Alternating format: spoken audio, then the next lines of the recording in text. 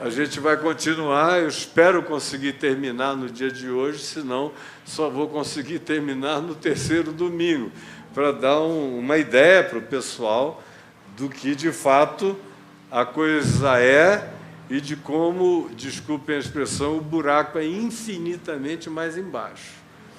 Pois bem, chegamos aqui no capítulo 13, no final da epístola. E depois do escritor ter dito, olha, tudo aquilo a que vocês estão se dedicando, voltando atrás, está morto. Vocês estão tendo caso com o zumbi, tendo caso com a lei de Moisés, que está morta, morreu na cruz. O escrito de dívida que havia contra nós e que constava de ordenanças, o qual nos era prejudicial, que foi removido inteiramente, encravado na cruz, quando Jesus morreu, onde ele rasgou também todo o escrito de dívida e o encravou na cruz e expôs ao desprezo os principados e as potestades. Vocês estão voltando para isso, para abraçar o zumbi, o defunto. Vocês estão voltando para ter um caso de amor necrófilo, abrindo o caixão dos mortos do passado e abraçando aquilo que era sombra, que era perspectiva longínqua do que haveria de acontecer. E o que haveria de acontecer já houve, Jesus já veio, essa graça prometida se encarnou toda nele. Ele é a única palavra de Deus, ele é o Verbo encarnado. Ele é aquele que disse a Filipe, quando Filipe perguntou, Senhor, por favor, mostra-nos o Pai, isso nos basta. E ele diz, Filipe, há tanto tempo eu estou convosco e não me tendes conhecido. Quem me vê a mim, vê o Pai. Como dizes tu, mostra-nos o Pai. Não crees que eu estou no Pai, que o Pai está em mim? Aquele que me vê, que comigo se relaciona, está se relacionando com o Pai, porque eu estou no Pai e o Pai está em mim. As palavras que eu vos tenho dito, não as digo por mim mesmo, mas o Pai que permanece em mim faz as suas obras. Crede-me que eu estou no Pai, que o Pai está em mim, crede ao menos por causa das mesmas obras. Ele é a consumação de todas as coisas, a palavra final da cruz está pago, está consumado, não há mais dívida, foi tudo rasgado, definido, acabado em favor de vocês. Não há mais culpa, não há mais acusação. A palavra usada no texto original grego é tetelestai, que era o que se botava na porta da prisão de um prisioneiro, quando ele era liberado, após ter cumprido toda a sua pena, se colocava ali aqueles dizeres tetelestai, significando que por aqueles crimes ele nunca mais pagaria. Só que no caso de Jesus, isso é retroativo, é passado, é presente e é futuro. Como disse João Batista, eis o Cordeiro de Deus que tira o pecado do mundo. A expressão de João Batista é presente contínuo, significa ele tirou, ele tira e ele tirará. Não é algo que diz a ver apenas ao seu passado, tem a ver com hoje e sempre. Não acaba nunca mais. E ninguém vai desfazer. Então, depois de terem sabido disso tudo, esse pessoal estava beijando bandeira de Israel, chupando cajado de bandeira, lambendo menorá, matando bois, touros, ovelhas, carneiros, pombinhas, seja lá o que fosse, comprando sacrifícios no templo, fazendo barganha com Deus, oferecendo a Deus uma quantidade X de sacrifícios em retorno de uma oração. No tempo que eles não sabiam de nada e Jesus não tinha vindo, isso fazia parte do processo primitivo da ignorância, até que chegasse aquele que consumaria definitivamente todas as coisas já tinha chegado, e eles tinham conhecido, e eles tinham provado, e eles tinham sido beneficiários supremos dessa graça, originalmente, mas apesar disso estavam voltando atrás. Uma vez que isso esteja compreendido, a leitura agora vai começar a ficar mais simples. Possuímos um altar, está projetado ali, do qual não tem direito de comer os que ministram no tabernáculo, ou seja, no templo, no lugar oficial dos cultos, lá no templo de Israel, em Jerusalém, na esplanada.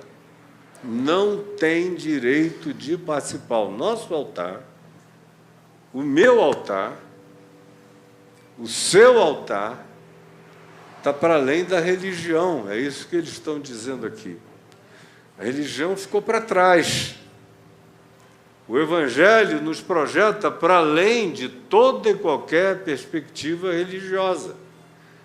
Nos liberta de ritos considerados sacrossantos, de liturgias sem as quais Deus não está presente, nos liberta de toda forma de sacrifício, de barganha, nos liberta do dízimo como oferenda de troca. Senhor, tu estás vendo a minha fidelidade pelo dízimo que eu estou trazendo, olha o meu dinheiro, encanta-te com mamon em meu favor, por favor, e me abençoa. Não, nós que somos de Cristo Jesus, do Evangelho, temos um outro altar. Um altar diferente do altar da religião. E esses que querem viver da religião não têm, diz aqui o verso 10, o direito de comer. Não tem acesso a esse alimento, a essa graça. Aí o verso 11 prossegue dizendo: pois aqueles animais cujo sangue é trazido para dentro do Santo dos Santos, lá no antigo templo de Jerusalém, onde só o sacerdote entrava uma vez por ano, oferecia um sacrifício único, num dia que até hoje é chamado de Yom Kippur, sim, Santo dos Santos, onde o sumo sacerdote entrava uma vez por ano e oferecia sacrifício como cobertura pelo pecado. Todavia, até os sacrifícios queimados dentro do templo tinham os seus corpos queimados fora. Olhem, prestem atenção aqui, todo mundo olhando para mim, no choque entre o dentro e o fora, o dentro e o fora, que vocês vão encontrar o tempo todo nessa leitura. A religião dentro, o Evangelho fora. Toda a estrutura do aparato que supostamente agradaria a Deus, confinada na casinha, acerca da qual Deus mesmo dissera: vós me construireis uma casa? Se os céus dos céus, o cosmo dos cosmos, o universo dos universos não me podem conter, vocês querem me construir uma casa? Eu habito, todavia, é com o quebrantado e o contrito de coração. Então, o dentro e o fora. A religião está sempre chamando para o confinamento.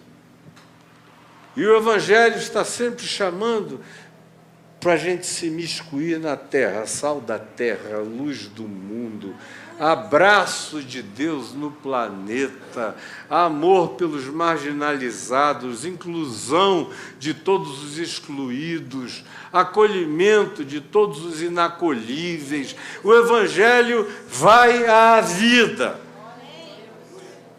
O templo quer tirar da vida, a religião quer tirar da vida, quer alienar da vida, quer tirar você do mundo, enquanto Jesus diz: Pai, eu te peço que não os tires do mundo, e sim que tu os livres do mal no mundo, dentro e fora.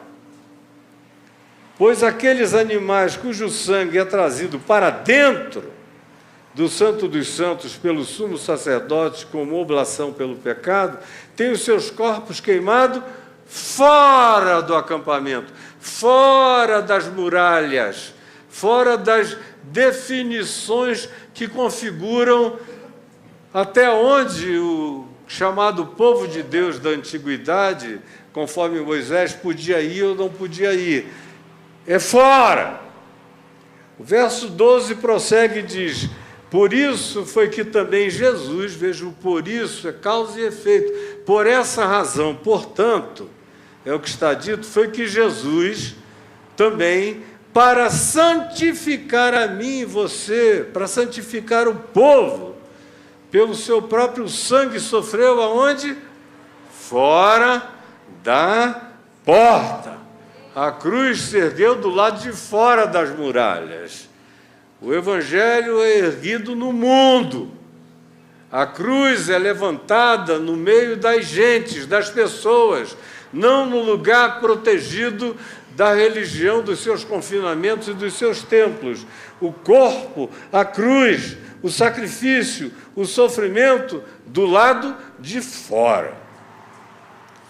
Saiamos, olha o dentro e o fora. Ele não diz entremos, pois. Ele diz saiamos, pois. Saiamos, pois. Porque o nosso negócio é...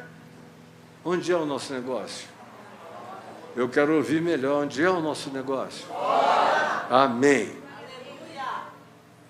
Não há um chamado para você se internar, para se fechar, para se excluir, para se evadir, para dizer, não, esses outros aí, como diz Deus através do profeta Isaías no capítulo 65, falando do povo de Israel, dizendo, vós sois um povo arrogante, povo que diz, eu sou mais santo do que tu, não passas de um incômodo ardente de fumaça ardendo nas minhas narinas e nos meus olhos o dia inteiro.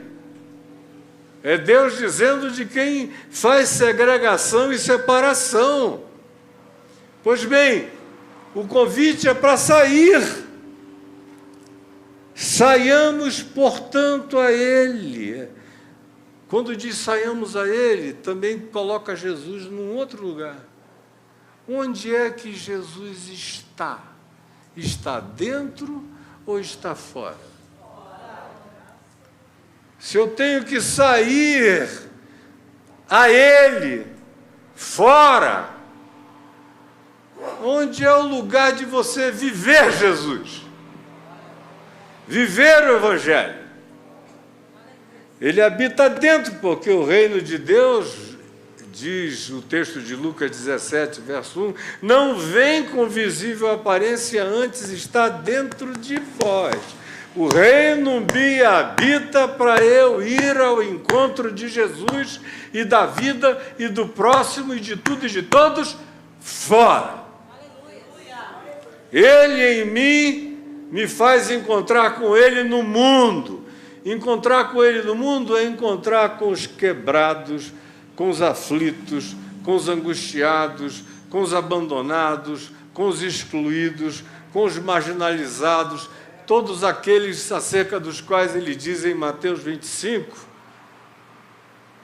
abençoando um determinado grupo, ele diz, benditos do meu Pai, entrai e tomai posse do reino que vos está preparado desde antes da fundação do mundo, porque eu tive fome e me deste de comer, tive sede e me deste de beber, estava nu e me vestiste, estive enfermo e foste ver-me, era estrangeiro, migrante e me acolheste. E eles vão dizer, mas a gente nunca te viu nesse estado, a gente nem sabia o teu nome, nem que tu existias. E ele vai dizer, sempre que vocês fizeram isso a qualquer um desses pequeninos no mundo inteiro, a mim vocês fizeram. Então, Ele me habita dentro de mim para eu ir ao encontro dEle fora. Encontrar com Ele em ti, no próximo, no outro, em qualquer outro. Toda vez que, cheio dEle, eu vou para a vida, eu vou ao encontro dEle na vida. Esse é o chamado, essa é a dinâmica simples do Evangelho. Na verdade, não temos aqui nesse mundo nenhum lugar permanente. Tudo aqui é passageiro. É temporário. Eu vinha no carro para cá com o Fábio, ele me fez algumas perguntas. Para responder uma pergunta, eu tive que fazer uma volta no planeta inteiro para concluir, chegando já aqui. Porque a minha vida inteira foi no mundo. Foi pregando, abraçando Jesus do lado de fora, levando no reino de Deus dentro de mim, deixando para trás, meu Deus, quantas milhões de coisas que eu já fiz e que ficaram para trás, porque todas elas são temporárias, elas passam, tudo passa. Na verdade, não temos aqui nada permanente, mas buscamos todo dia o que há de vir. Isso é ser hebreu, é ter uma existencialidade, é ter uma interioridade, é ter uma esperança espiritual crescentemente abarcante, abraçadora da graça de Deus, buscando o que há de vir. Tem mais, mais me aguarda, a eternidade me aguarda, e a eternidade já me habita para que todo dia eu fique mais cheio dessa graça. Ela não tem limite. Por meio de Jesus, pois, sabendo disso, portanto, ofereçamos a Deus sempre, não domingo de manhã ou à noite ou qualquer outra hora, mas sempre, ofereçamos a Jesus sempre sacrifícios de louvor, que não é andar cantando pela rua, igual uma poliana moça, não, é andar cheio de gratidão, do poder dessa euforia, dessa alegria, dessa exultação, dessa inabalabilidade, desse poder da ressurreição, desse desassombro total. Quem corre de mim é diabo, são demônios, eu entro e saio das portas do inferno.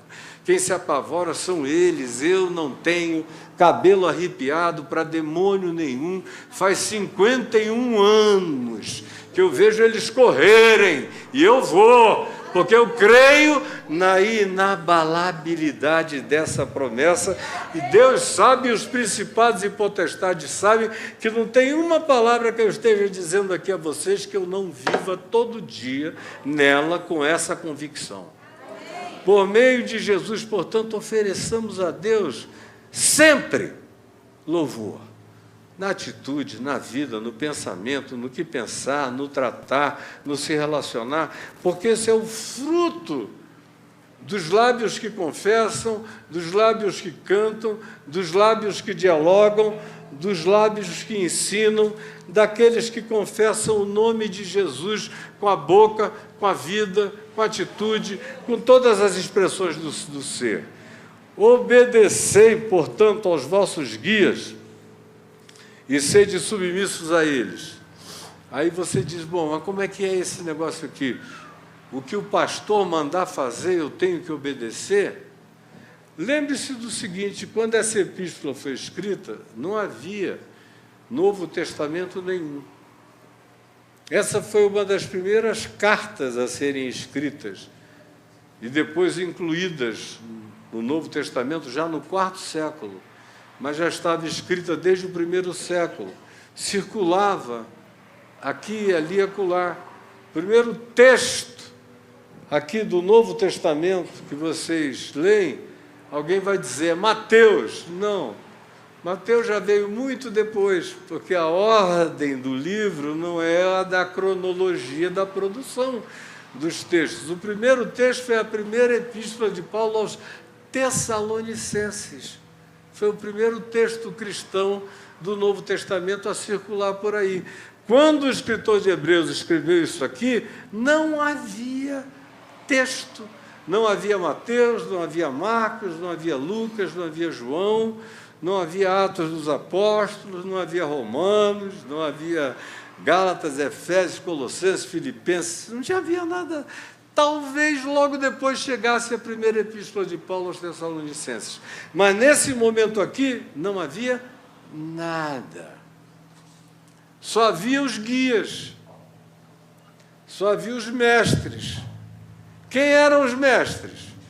Era um camelô que estava ali vendendo muito bem, e aí passou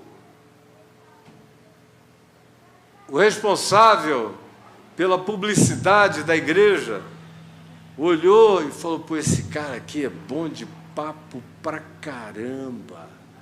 Como é assim que são recrutados por aí? Eu sei porque, meu Deus, eu fui proctologista e fiz colonoscopia nessa coisa toda durante décadas e décadas e décadas, tirando pólipos dos lugares que vocês não podem nem imaginar, em todo o mundo.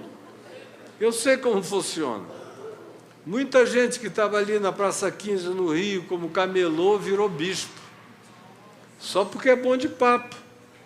E não tem o que pregar, porque eles não sabem nada mesmo, tem 2, 3 meses de uma aula para repetir o que o dono do empreendimento ensina, e eles vão e repetem, e toda semana tem uma reatualização de repetição da campanha da semana, que é a mesma, igual a franquia do McDonald's, no país inteiro, a mesma coisa.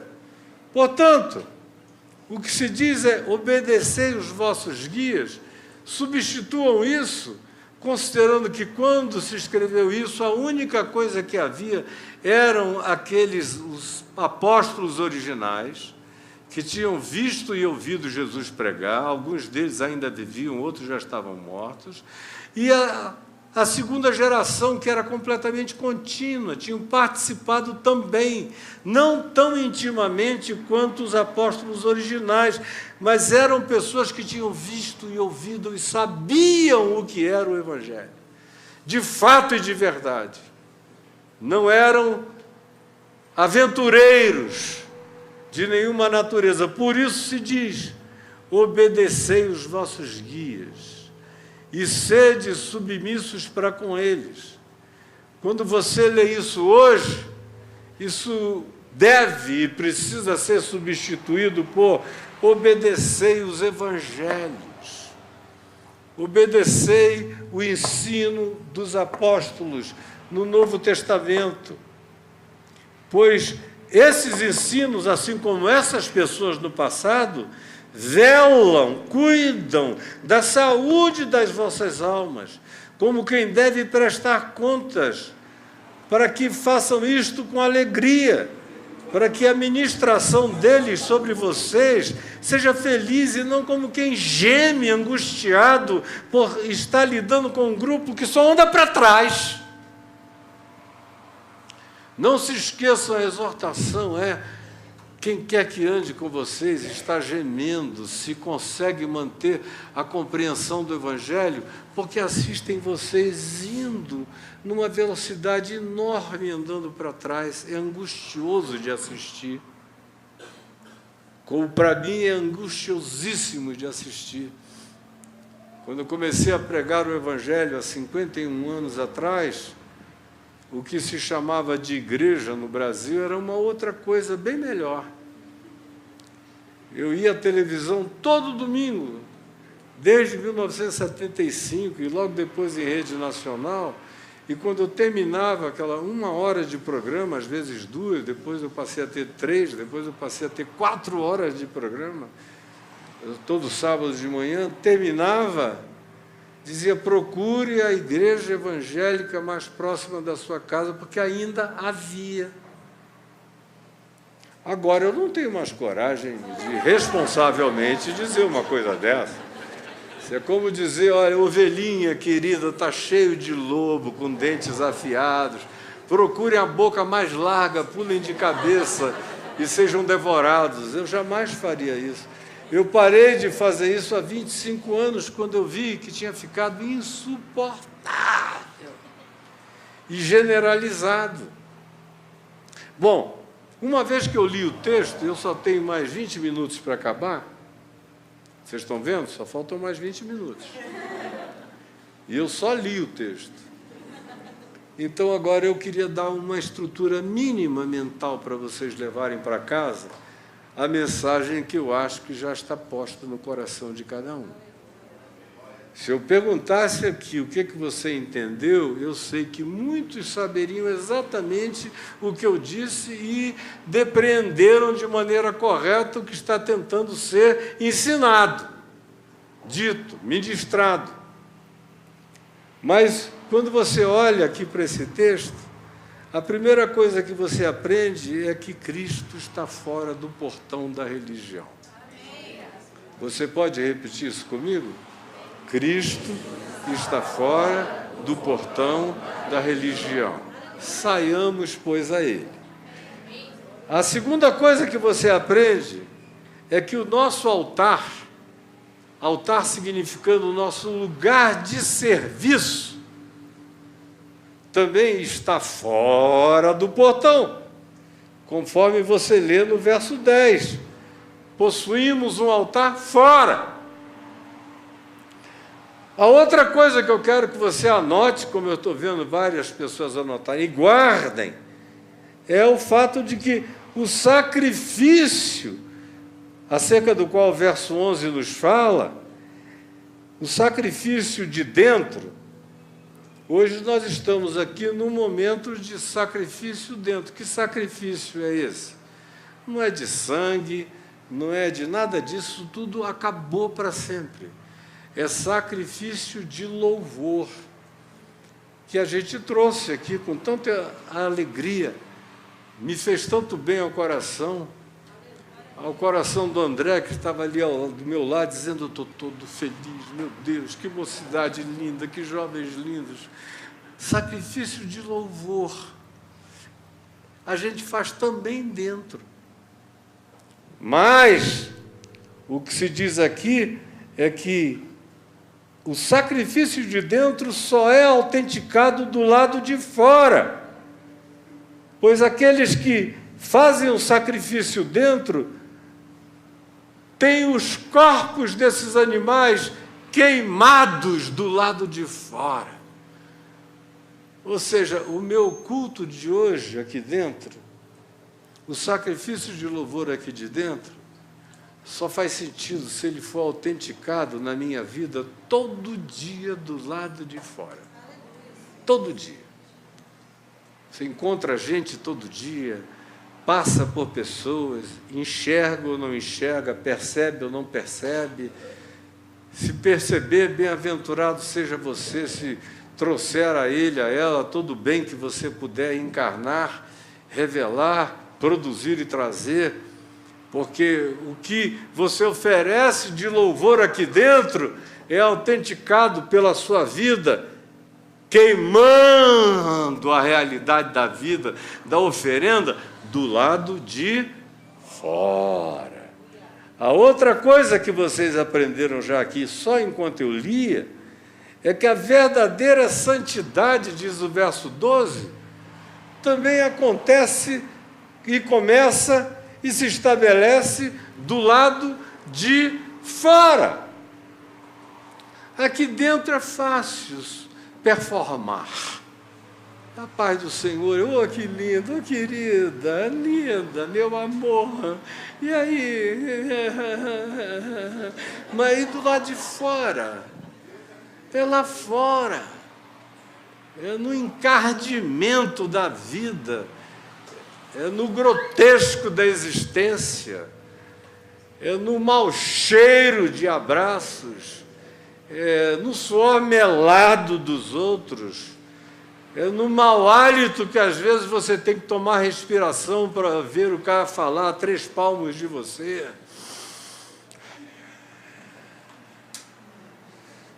Esse é o exercício de santidade. Santidade significa viver separado.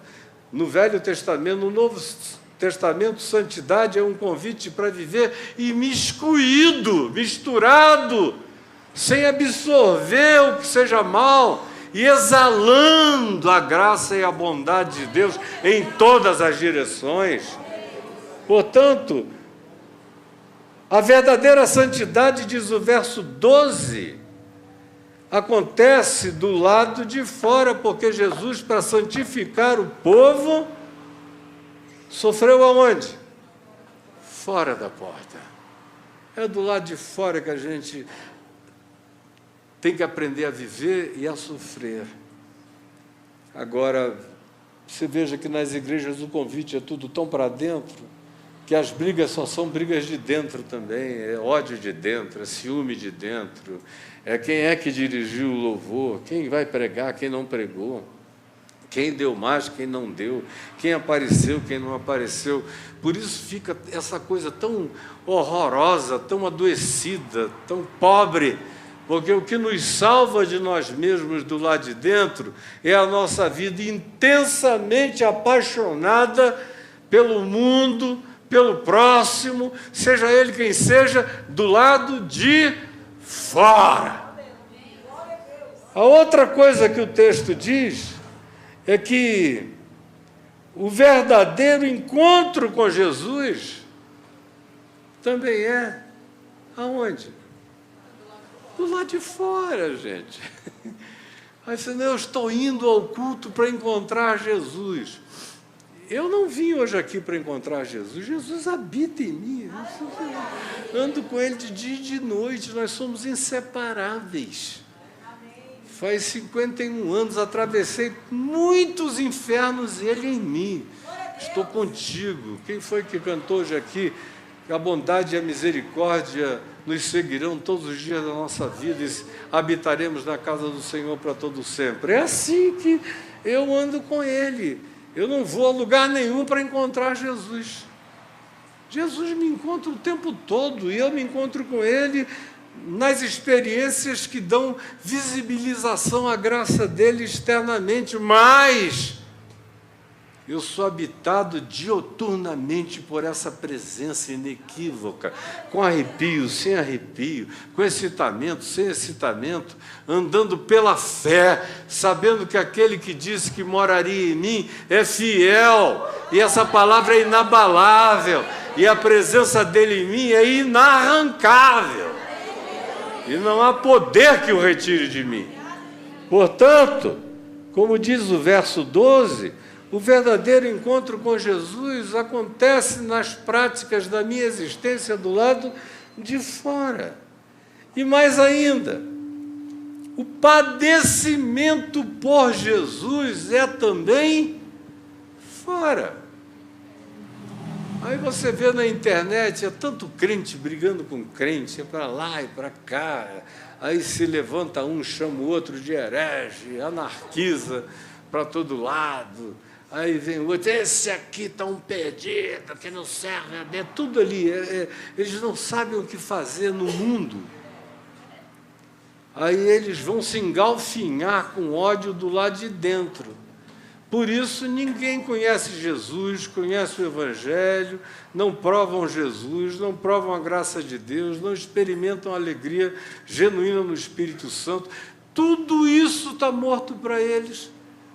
Porque eles se dedicaram justamente ao oposto do chamado. E todo padecimento que experimentam é padecimento do lado de dentro. Não me querem mais, me rejeitaram, me trataram mal, foram preconceituosos para comigo, me marginalizaram, me colocaram em ostracismo. Todos os sofrimentos, se você for ouvir praticamente todos, 90 e tantos % deles são sofrimentos e padecimentos provocados do lado de dentro. Do lado de fora você quase nunca sofre. Eu, pelo menos, quase todos os sofrimentos que eu tive na vida foram do lado de dentro. Do lado de fora os braços estão abertos, Ele chegou, Jesus apareceu, entra Jesus. Eu tenho ateus e ateus e ateus do congresso que vão lá na minha casa de manhã tomar café comigo e me dizem: desculpa, reverendo, eu vim aqui porque lá no Congresso está cheio de crente do mal. Eu vim aqui querendo dar um abraço no Jesus do bem. Posso lhe dar um abraço? Eu sou ateu, tá?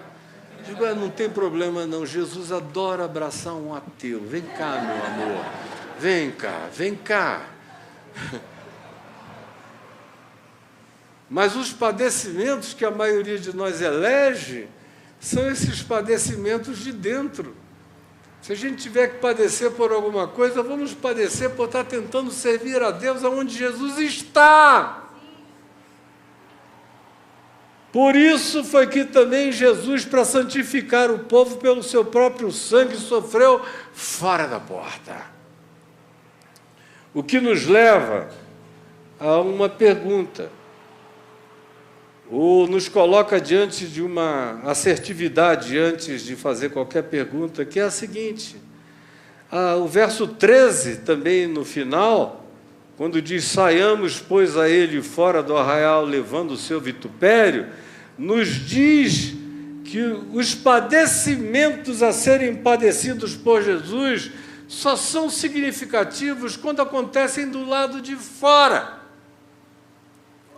É por isso que Jesus não quis perder tempo dentro de sinagogas, nunca visitou o Sinédrio de Jerusalém, só foi à casa do sumo sacerdote manietado para sofrer a noite inteira e depois ser levado à cruz.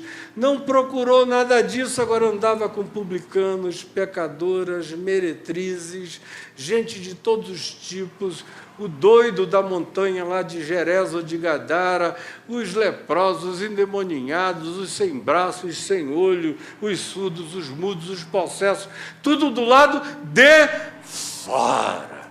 95% do ministério de Jesus, narrado nos 4 evangelhos, aconteceu do lado de fora.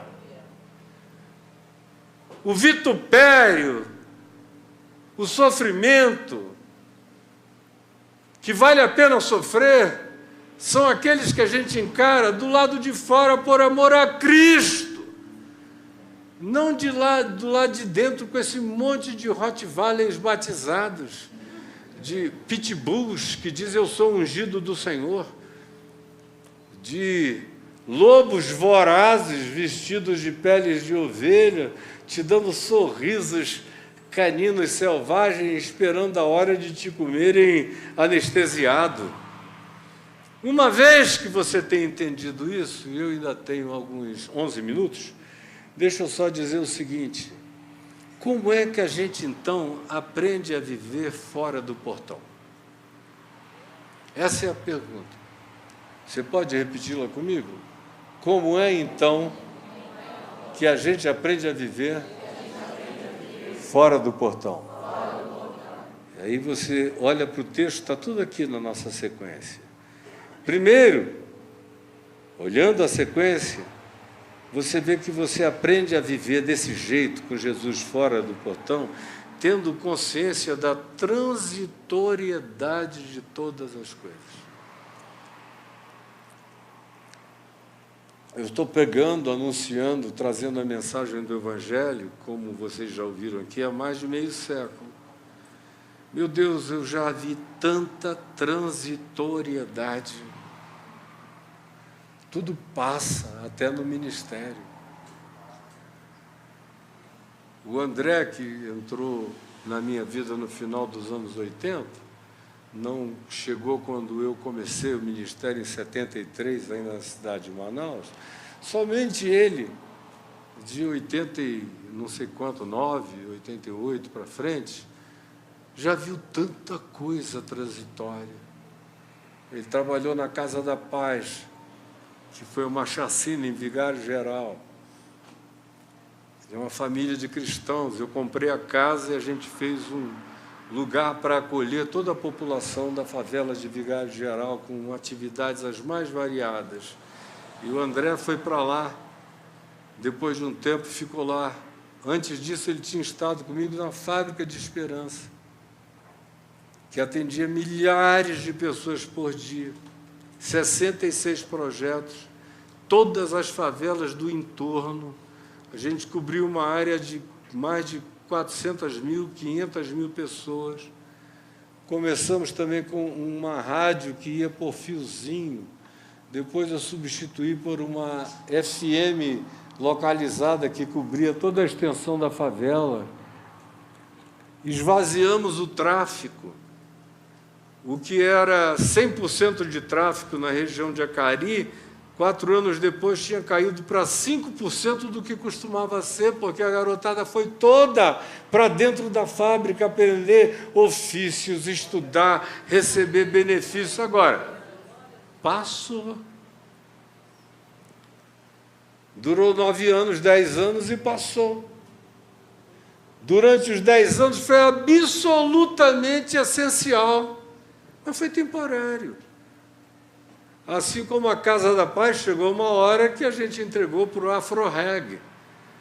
E aquele trabalho que a gente fez durante anos ali deu lugar a uma outra coisa, porque tudo é temporário. Vocês hoje estão aqui, daqui a 5 anos vocês não sabem onde estarão, ninguém sabe.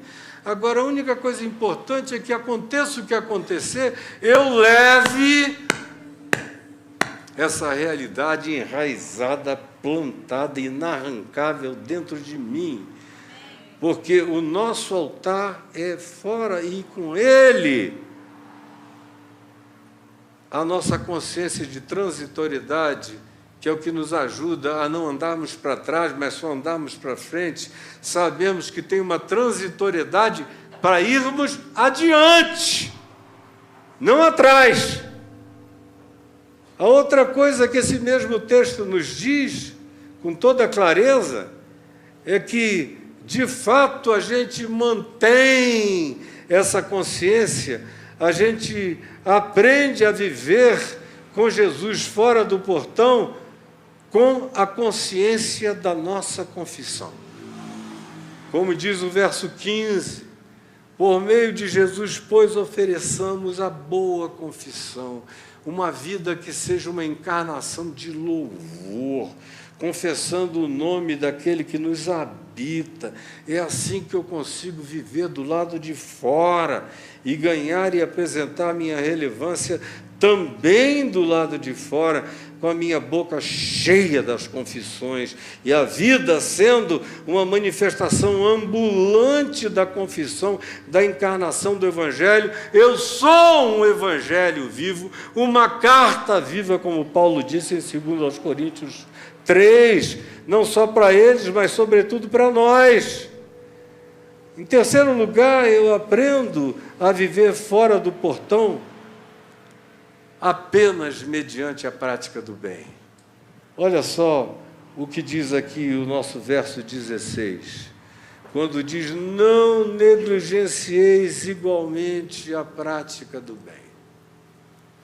Uma das coisas que mais me alegrou quando eu vim chegando hoje aqui foi ver aquela fila do pão, do café, da moçada comendo, do banho tomado, daquela sala ali cheia de roupas. Aliás, eu tenho lá em casa algumas para mandar deixar aqui. Roupas que eu quero ajudar a encher aquela sala ali. Não negligencieis igualmente a prática do bem e a mútua cooperação, porque esse é o culto que agrada a Deus. A palavra sacrifícios aqui em Hebreus é equivalente a culto que agrada a Deus, culto a Deus. Isso é o culto que agrada a Deus. Para viver fora do portão, eu tenho que levar essa atitude, que eu vou praticar em algum lugar, mas para gente que está fora do portão. E por último, eu aprendo a viver fora do portão, carregando aqui no meu coração esse compromisso inafastável, inarredável, da consciência de que todos nós que estamos ouvindo essa palavra, entendendo com consciência o que está sendo dito, somos chamados a exercer esse culto dioturno, esse estado sacrificial, benfazejo, feliz, alegre, leve e enternecedor de mim, de anjos e do coração de Deus, com uma boa consciência, como diz o verso 17, sabendo que cada um de nós vai prestar contas de quem é, de como vive, do que faz, do que deixa de fazer, do que podendo não realiza, mas se omite negligentemente, buscando as coisas que aproveitam e não as coisas que não aproveitam, como está dito nesse verso 17. E eu olhei e faltam 3 minutos para o meu tempo acabar. Vocês entenderam o que eu falei? Tem alguém aqui que não entendeu? Ainda tem 2 minutos e meio para responder uma pergunta. Tem alguém que, porventura, não tem entendido? Eu duvido. Todo mundo entendeu. Resta saber se você vai querer praticar.